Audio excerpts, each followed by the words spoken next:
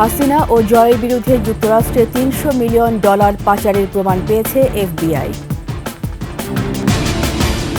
61 জন সাংবাদিক হত্যার দায়ে হাসিনার বিচার হবে, জড়িতদেরও ছাড় নয় বললেন প্রেস সচিব।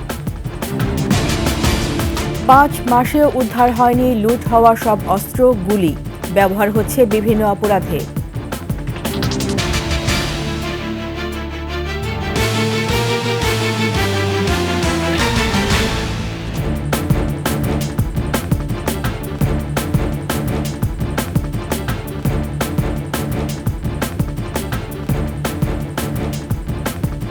শুনছিলেন সংবাদ শিরোনাম। আমন্ত্রণ 21 সংবাদের সাথে আছি আমি রীতা চৌধুরী। দর্শক, 21 টেলিভিশনের সংবাদ একই সাথে সরাসরি দেখতে পাবেন আমাদের ফেসবুক পেজ www.facebook.com/2124 অনলাইনে।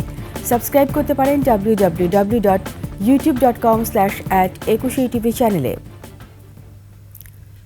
ছাত্র জনতার গণ অভ্যুত্থানে ক্ষমতাচ্যুত শেখ হাসিনা ও তার ছেলে সজীব ওয়াজেদ জয়ের বিরুদ্ধে যুক্তরাষ্ট্রের বিভিন্ন ব্যাংক অ্যাকাউন্টে $300 মিলিয়ন পাচারের প্রমাণ পেয়েছে এফবিআই।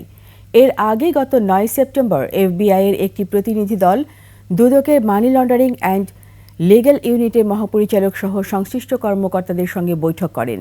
ওই বৈঠকে বিপুল পরিমাণ দলিল বাংলাদেশের কাছে হস্তান্তর করা হয়। গত 1 অক্টোবর বাংলাদেশে ইইউ ডেলিগেশনসের head of cooperation Michael Krezer নেতৃত্বে 3 সদস্যের প্রতিনিধি দল দুদকের তৎকালীন চেয়ারম্যান মোহাম্মদ মঈনুদ্দিন আবদুল্লাহর সঙ্গে সাক্ষাৎ করে পাচার হওয়া তহবিল প্রত্যাবাসন ও কমিশনের পরিচালন সক্ষমতা বাড়াতে কারিগরি সহায়তা নিয়ে আলোচনা করেন। হাসিনা ও জয়ের বিরুদ্ধে যুক্তরাষ্ট্রে $300 মিলিয়ন পাচারের অভিযোগও তদন্ত শুরু করেছে দুদক। স্বৈরাচার আওয়ামী লীগের শাসনামলে 61 জন সাংবাদিক হত্যার দায়ে শেখ হাসিনার বিচার হবে। এর সাথে সাংবাদিকদের মধ্যে কেউ জড়িত থাকলে তারও বিচার হবে বলে জানিয়েছেন প্রধান উপদেষ্টার প্রেস সচিব শফিকুল আলম। জাতীয় প্রেস ক্লাবে কেমন গণমাধ্যম চাই শীর্ষক আলোচনার সভায় এসব কথা বলেন তিনি। সিরাত আল মুস্তাকিমের রিপোর্ট। জাতীয় প্রেস ক্লাবে কেমন গণমাধ্যম চাই শীর্ষক আলোচনা সভার আয়োজন করে বাংলাদেশ ফ্রি প্রেস ইনিশিয়েটিভ। অংশ নেন জুলাই আন্দোলনে নিহত সাংবাদিকদের স্বজনেরা। গণমাধ্যম নিয়ে নিহত সাংবাদিকদের চিন্তা তুলে ধরেন স্বজনেরা।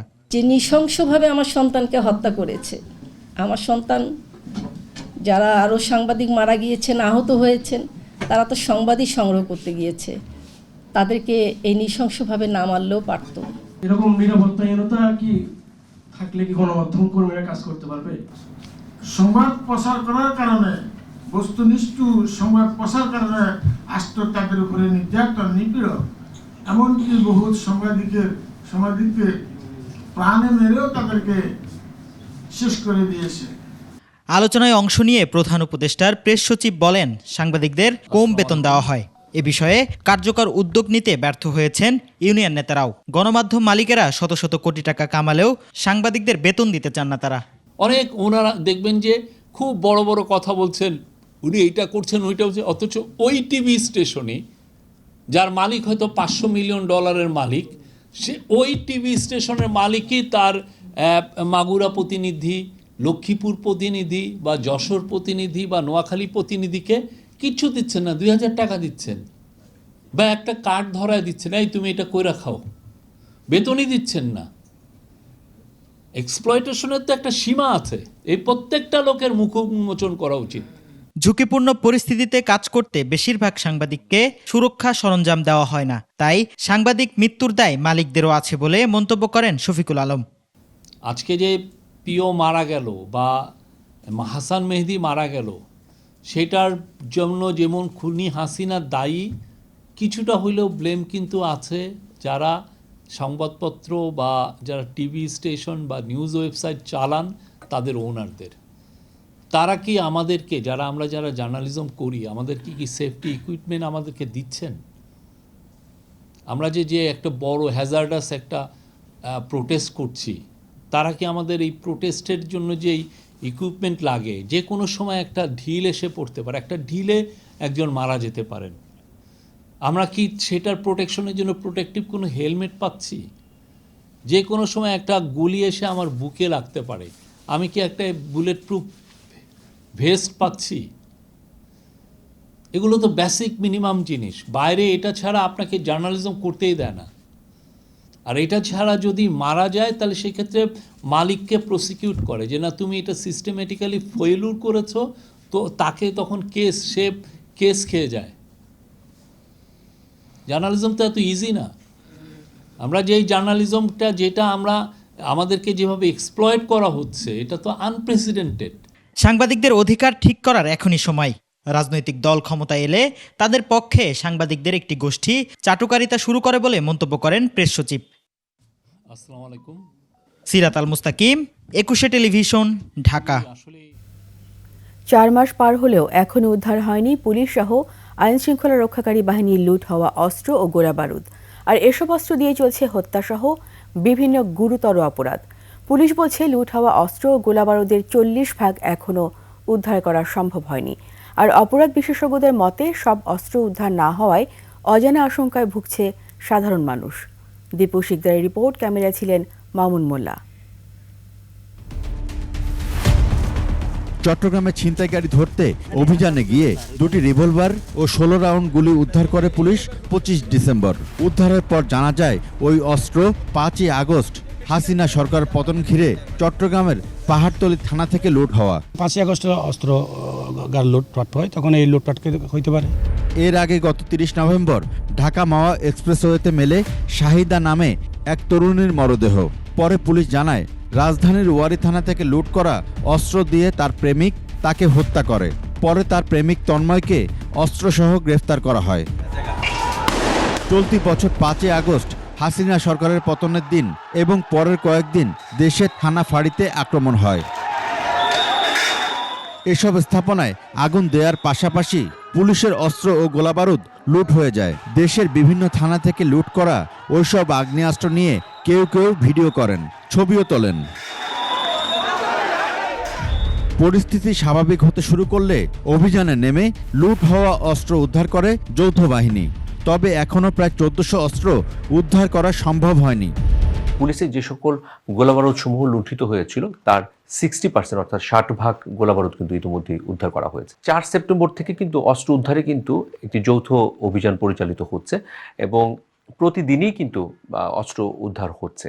চলতি মাসের শুরুর দিকে আইজি প্রিজন্স জানান কারাগার থেকে পালিয়ে যাওয়া 70 ভয়ঙ্কর অপরাধী সহ 700 আসামি এখনো অধরা। 70 জনের মতো পলাতক আছে, সবাই জঙ্গি না, বিভিন্ন মামলায় ফাঁসির দণ্ডপ্রাপ্ত আছে, সব মিলিয়ে 700+ বন্দী এখনো পলাতক রয়েছে।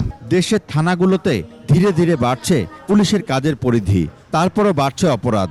তা নিয়ে শঙ্কিত নগরবাসী। পুলিশগুলোকে আরও রুট লেভেল থেকে বা যত জায়গায় এই ধরনের ইনসিডেন্ট হইতেছে বা হওয়ার সম্ভাবনা আছে সেই সব জায়গায় তাদের মুভমেন্টটা বেশি হওয়া উচিত। কম্পারেটিভলি আমি মনে করতেছি যে গ্র্যাজুয়ালি এটা ডেভেলপ হচ্ছে, বাট মানে এখন একদম কমপ্লিটলি যে আমি স্যাটিসফাইড সেটা বলা যাবে না। সরকারি এক পরিসংখ্যানে দেখা যায় চলতি বছরের সেপ্টেম্বর থেকে নভেম্বর 3 মাসে হত্যার ঘটনায় মামলা হয়েছে 1319টি, যা গত বছরের ওই 3 মাসের তুলনায় প্রায় দ্বিগুণ।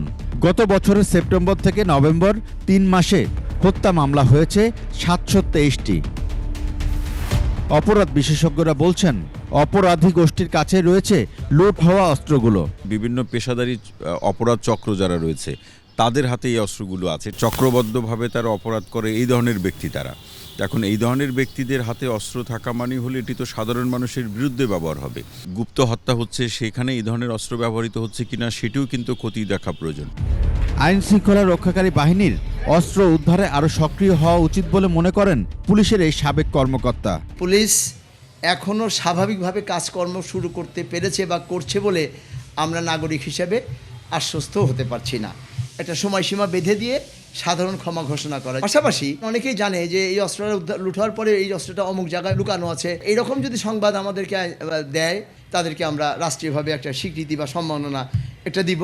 পাশাপাশি এই সময়সীমার মধ্যে যারা অস্ত্র জমা দিবেন না তাদের বিরুদ্ধে কঠোর আইনি ব্যবস্থা গ্রহণ করা হবে। তার মতে লুট হওয়া অস্ত্র বাইরে থাকলে পরিস্থিতির আরও অবনতি হওয়ার আশঙ্কা আছে। দীপু শিকদার, 21 টেলিভিশন, ঢাকা। সংস্কার ও নির্বাচনী প্রস্তুতি একসাথে চলবে। ঐক্য, সংস্কার ও নির্বাচন শিরোনামে জাতীয় সংলাপে কথা জানান প্রধান উপদেষ্টা ডক্টর মোহাম্মদ ইউনূস। ঐক্যবিহীন সংস্কার বা সংস্কারবিহীন নির্বাচনে দেশ এগিয়ে যাবে না বলেও জানান প্রধান উপদেষ্টা। বিস্তারিত জানাচ্ছেন Nahid Siraji Nimmi. Forum for Bangladesh studies আয়োজিত 2 দিন ব্যাপী জাতীয় সংলাপের উদ্বোধনী সেশন ভার্চুয়ালি যুক্ত হন অন্তর্বর্তী সরকারের প্রধান উপদেষ্টা ডক্টর মোহাম্মদ ইউনূস। সংস্কার বিষয়ে আমাদের মধ্যে ঐকমত্য প্রয়োজন। জাতীয় ঐক্যের লক্ষ্যে আয়োজিত এই সংলাপে প্রধান উপদেষ্টা বলেন, সংস্কার বিষয়ে সকলের ঐক্যমত প্রয়োজন। সংস্কার ও নির্বাচনের প্রস্তুতি একই সঙ্গে চলতে থাকবে। নির্বাচনের প্রস্তুতির কাজ মূলত নির্বাচন কমিশনের। নাগরিকদের নির্বাচনের তারিখ না পাওয়া পর্যন্ত এই প্রক্রিয়ায় সময় দিতে হয় না, কিন্তু সংস্কারের কাজে সকল নাগরিককে অংশগ্রহণ করতে হবে। যারা ভোটার তারা তো অংশগ্রহণ করবেনই, তার সঙ্গে যারা ভবিষ্যতে ভোটার হবেন তারাও সর্বাত্মকভাবে সংস্কারের কাজে নিজেদেরকে নিয়োজিত করুন। গণ অভ্যুত্থানের মাধ্যমে বাংলাদেশ রূপান্তর পর্বে প্রবেশ করেছে বলে এ সময় মন্তব্য করেন প্রধান উপদেষ্টা।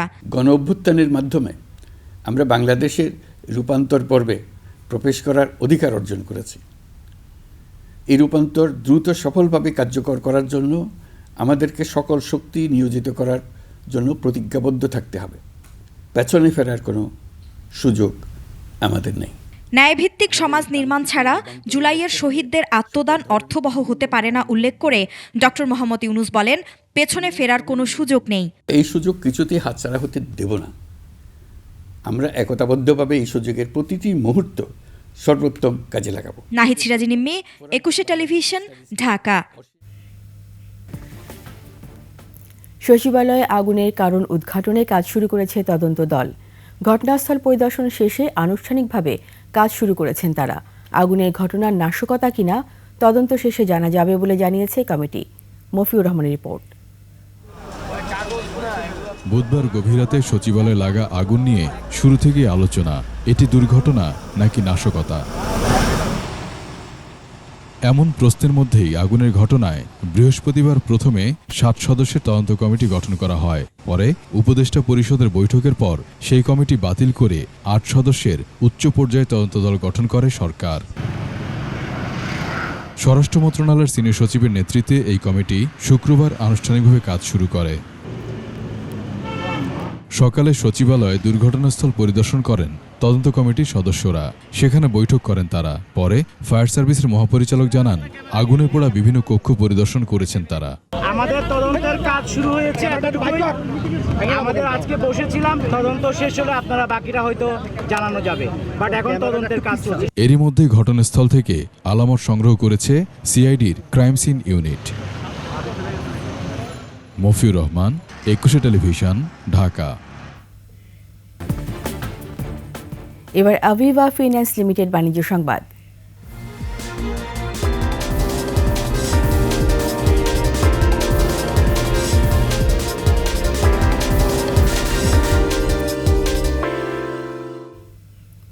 সরবরাহ বাড়ায় সপ্তাহের ব্যবধানে আলু ও পেঁয়াজের দাম কমতে শুরু করেছে। গত সপ্তাহের তুলনায় কেজিতে কমেছে 10 টাকা। তবে মুরগির দাম আগের মতোই চড়া। আমনের ভরা মৌসুমেও ফের বেড়েছে চালের দাম। ক্রেতারা বলছেন দাম বেশি, আর বিক্রেতাদের দাবি সরবরাহ আগের তুলনায় কম। এদিকে সবজির বাজারে স্থিতিশীল, মাছের বাজারে কিছুটা ফিরেছে স্বস্তি। প্রতি কেজি রুই মাছ বিক্রি হচ্ছে গত সপ্তাহের দামে, আর ইলিশ কেজি 1200 থেকে 2500 টাকা। সয়াবিন তেলের সরবরাহ স্বাভাবিক, বিক্রি হচ্ছে নির্ধারিত দামে। তবে বেড়েছে চালের দাম, প্রতি কেজি মিনিকেট বিক্রি হচ্ছে 78 টাকায়।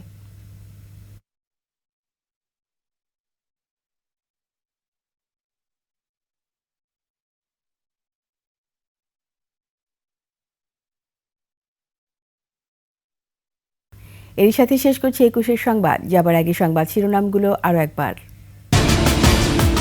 হাসিনা ও জয়ের বিরুদ্ধে যুক্তরাষ্ট্রের $300 মিলিয়ন পাচারের প্রমাণ পেয়েছে FBI। 61 জন সাংবাদিক হত্যার দায়ে হাসিনার বিচার হবে, জড়িতদেরও ছাড় নয় বললেন প্রেস সচিব। 5 মাসে উদ্ধার হয়নি লুট হওয়া সব অস্ত্র গুলি, ব্যবহার হচ্ছে বিভিন্ন অপরাধে।